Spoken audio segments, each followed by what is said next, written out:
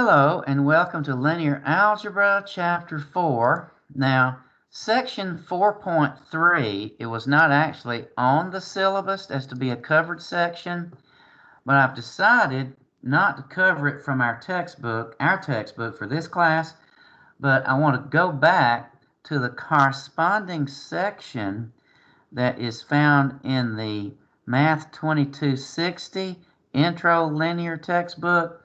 It's section 6.4 in the entry level 2260 book, and it's called Transition Matrices and Similarity. To me, it's easier to understand it in this format than it is to look at it in the format that's given in our textbook. So it's about bases, matrices, and linear mappings. Now, in the previous section, 4.2, we found that anytime we have a linear map L from Kn into Km, we can easily find the matrix A that represents L relative to the standard basis. The standard basis. Okay? And that matrix was just A equals L of V1, L of V2, dot, dot, dot, through L of Vn. Now, to find a linear mapping that represents, to find a matrix that represents a linear mapping relative to some other basis, say B prime, other than the standard basis, we have to do just a little bit more to it. But it's not that much. So look at it from the following standpoint. Now, a classical problem in linear algebra is the following. Is it possible to find a basis B so that the matrix for a linear map T relative to B is diagonal? Now, we're not going to look at diagonalization until later on toward the end of the course. But here, we're going to see in this section how the following matrices are found using two different bases and what's called the transition matrix P. The transition matrix. All right, so look at this notation. Let A be the matrix that represents T relative to the basis B. Let A prime be the matrix for T relative to a new basis, B prime. Then we can find a transition matrix P taking us from B prime to B, and its inverse, P inverse, is going to be the transition matrix in the opposite direction from B to B prime. Okay? Now, if we note the figure down here at the bottom of the left screen, and also note how this operates, it turns out that the new matrix A prime can be found by multiplying P inverse times A times P. This is an example of what's called similar matrices. Two matrices, A and A prime, are similar to each other if and only if there exists an invertible matrix P so that A prime equals P inverse AP. This relationship is demonstrated in the following diagram. Okay? So we're noticing here in this diagram that we are particularly working with the same vector space V. So V and W are the same. So we're working here actually with square matrices for this special case. So it's a special case of square matrices. So look here. In the vector space V on this diagram that has a basis B, okay, our matrix A takes the coordinate vector of a vector V and V relative to B and maps it to its image under the basis B. Okay, that's what matrix A does. All right. Now this diagram starts in the upper left corner, then goes to the upper right corner, then goes down, and then you can follow it in two different directions next. So we've gone from V to V through matrix A and basis B. Now, this P inverse takes us from basis B to basis B prime. And then if you notice in the lower left corner, the coordinate vector of V relative to B prime can be taken back to the coordinate vector of V relative to B through the matrix P. Now, I know it's probably not too clear just yet, but let's consider moving forward what's happening here. Now, let me show you an example that I have for you right here. Now, look at my page here on the right screen. Now, let's particularly look at this handwritten note. The coordinate vector of vector V relative to the basis B, okay, is equal to P times V relative to B prime. And vice versa, the coordinate vector of V relative to B prime is P inverse of or times V relative to B. Now, how do we find the transition matrix P? What we do is we take B augmented with B prime and row reduce it. And if we row reduce it, of course, we're going to get the identity on the left side of the augmentation bar. And on the right side, we're going to get this matrix P. Number 2, to find P inverse, we take B prime augmented with B and row reduce it to I. And on the right side, we get P inverse. So look at now step 3 and 4. To find the matrix A, what do? We're going to do the following. We're going to take B augmented with T of B and then row reduce it to identity augment matrix A. All right. So, for example, if B were, let's say, a non-standard basis, and we were trying to find a matrix A that represents a linear mapping T or L relative to the non-standard basis, then you write down the basis B and then you augment it with T of B. And then row reduce it to reduced row echelon form. And what you get on the right side of the row reduced form, that's going to be your matrix that represents the linear mapping. So that's what that says.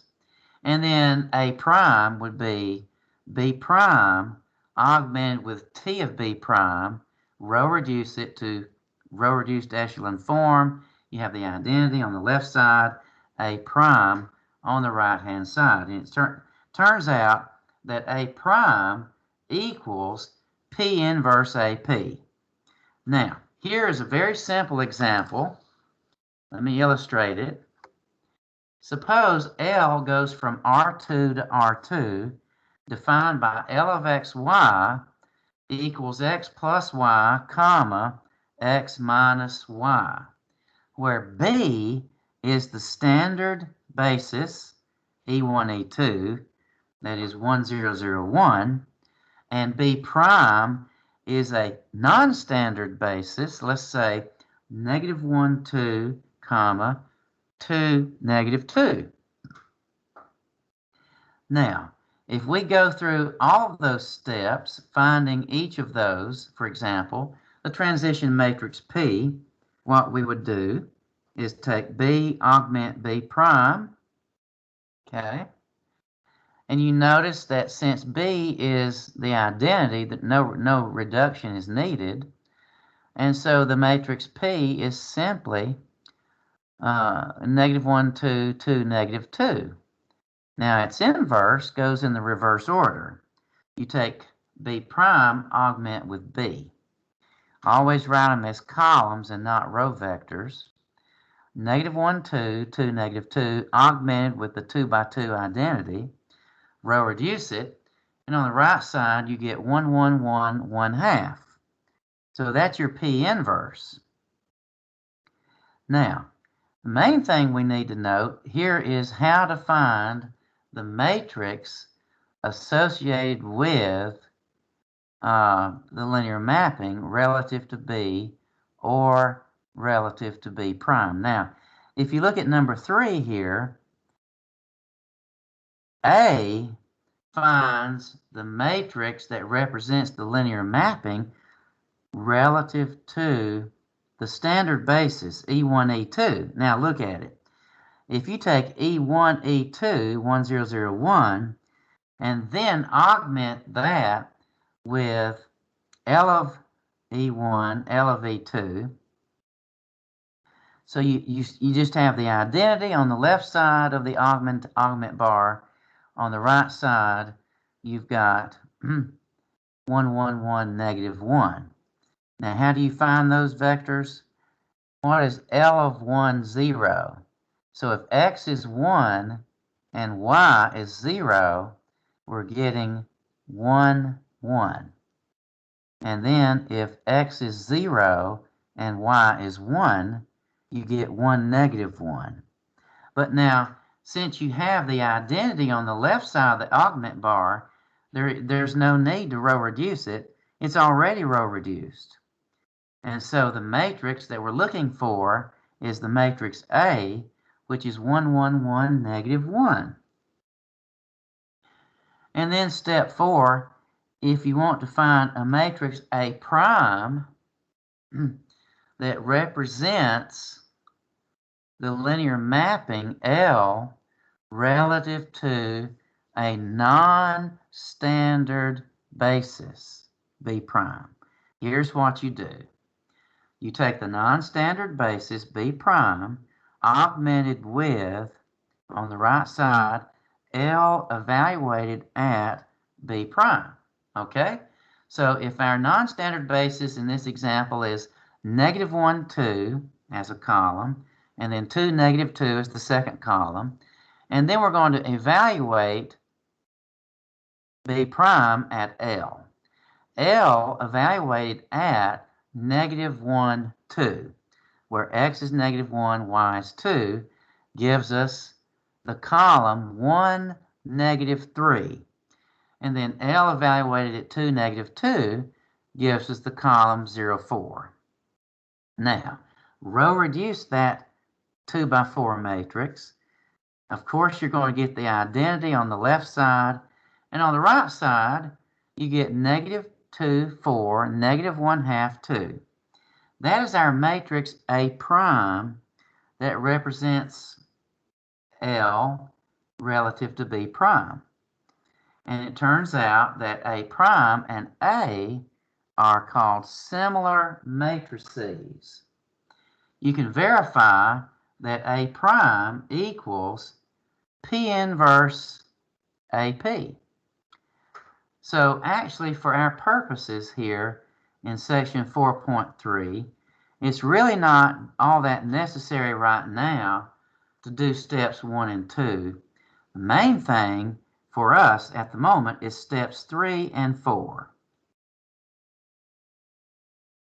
All right, so there's an example 1 here on the left side of your screen. Okay. Find the matrix A prime, okay, for the linear map from R2 to R2, T of x1, x2 equals 2x1 minus 2x2, comma, negative x1 plus 3x2 for a non-standard basis, B prime. And that non-standard basis is 1, 0, comma, 1, 1. Now, let me illustrate an easier way to do this. Okay? So, what you want to do to find A prime, you want to take B prime, 1, 0, 1, 1, augmented with T evaluated at 1, 0, and then T evaluated at 1, 1. Okay? So, what is T evaluated at 1, 0? Well, it's going to be 2, negative 1. Okay? And then T evaluated at 1, 1. 2 minus 2 is 0. And negative 1 plus 3 is 2. Okay? Now, if you row reduce this matrix, you're going to have the identity. And then on the other side, you're going to get the following. 3, negative 1, negative 2, 2. This is A prime. Okay? That is what we're looking for. All right? So A prime is 3, negative 2, negative 1, 2.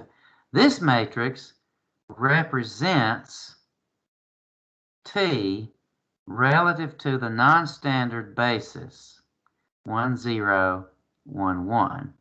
Now, if you wanted to verify, I shouldn't have wrote A prime there. This is A prime. The matrix A that represents T relative to the standard basis, actually we're using T, right? Instead of the letter L. What's A? Well, it's actually going to be, well, 2, negative 1, okay?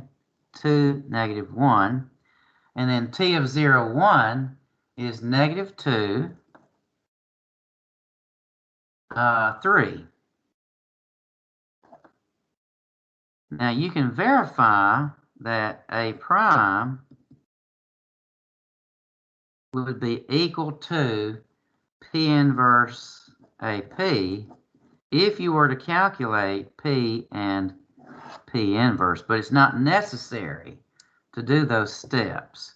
All that's necessary is the steps that I just hand wrote for you on the right side of your screen. And so that's all there is to it. And that would conclude our lecture for section 4.3.